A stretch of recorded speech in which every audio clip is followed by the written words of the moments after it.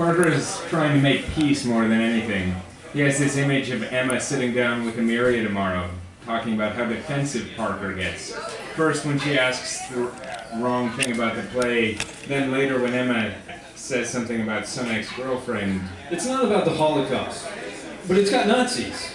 No. Fuck, God damn it, that's not any better. Nazism's the backdrop is all, really. It's about the relationship between Marco Heidegger and Anna Arendt. Martin. Glynis blows out a stream of smoke. It appears Emma has just passed her a freshly packed bowl. Eh? Heidegger? It's Martin Heidegger.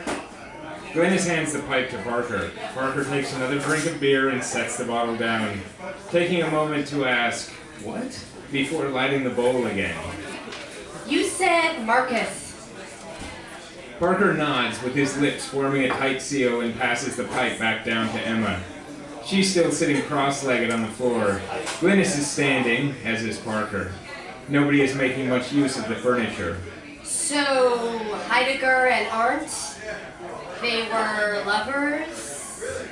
Parker lets the smoke out in a slow stream, coughs again, and says, Yeah, sorry. Anyway, what the play is about, Alistair's play, is about Heidegger and Arendt at different stages in their lives. It's, without giving too much away, it's the basic three-act play. First act, she's a student, he's her professor, a highly regarded intellectual. Next, I'm totally simplifying this. Next is the aftermath of the Second World War and the Holocaust. Heidegger's insisting he's been unjustly vilified over his association with the Nazis, and Arendt is making her own name for herself as a Jewish intellectual, railing against totalitarianism, but never against him. She's sort of an apologist for him. But then, in the final act, they're both much older, like years or months away from death, and Heidegger is finally starting to acknowledge her own achievements, treating her like an equal, and they remain lovers throughout, for all this time.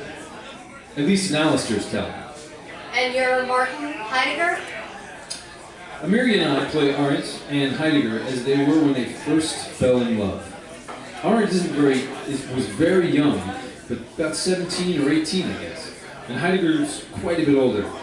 In each act, here, this is why I think Alistair's a genius.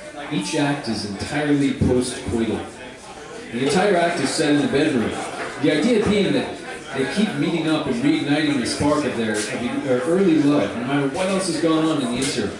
Between each act of the play, something like 20 years have passed. Martin and Hannah have grown and changed in ways they've never imagined, which of course is what happens to all of us. But each time they meet, they're hapless, head-over-heels, stupid lovers. So in Acts 2 and 3, you have different actors, older actors, playing the two leads in bed, again, post-coitus, and then you have me and Amelia coming out onto stage, separate from the action, talking about how things used to be.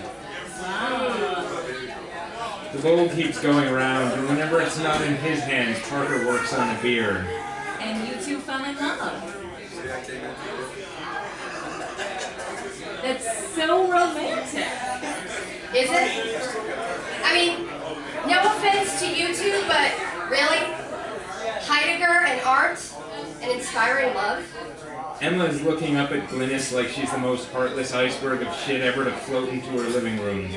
But Parker is intrigued. Glynis keeps going. It's a pretty fucked up power dynamic.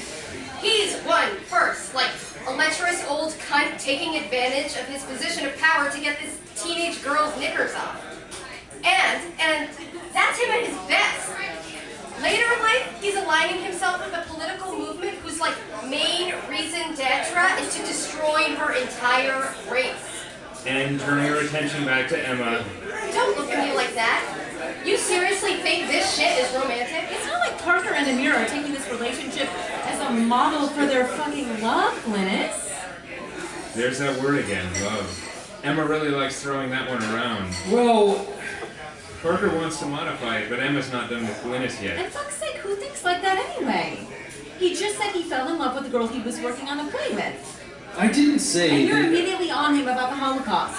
Can't you just appreciate the, human interest factor in this? I can appreciate No, a you lot. just said Parker is smart enough to realize when he's gotten himself into something too big, and he also has a pretty good idea what to do about his empty bottle. He goes to the kitchen for another beer, and on the way there remembers he never did get around to sending that text. Thank you, that's all for us.